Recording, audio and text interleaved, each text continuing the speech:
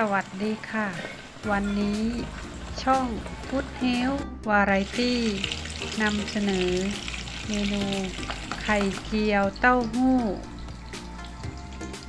ซึ่งเป็นเมนูที่ทำง่ายๆและอร่อย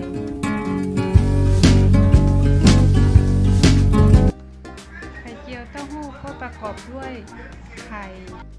แล้วก็เต้าหู้1 หลอดแล้วก็กระเทียมนะคะ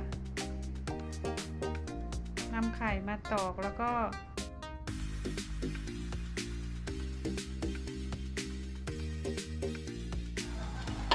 ใส่ซอสปรุงรสประมาณ1 ช้อนชาผงชูรส1 ช้อนชา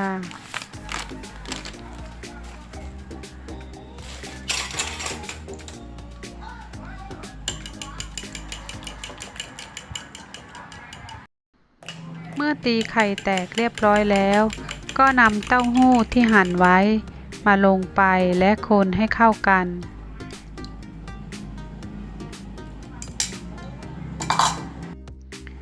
นำกระทะตั้งไฟให้ร้อนใส่น้ำมันลงไป 1-2 ช้อนชาเมื่อน้ำมันร้อน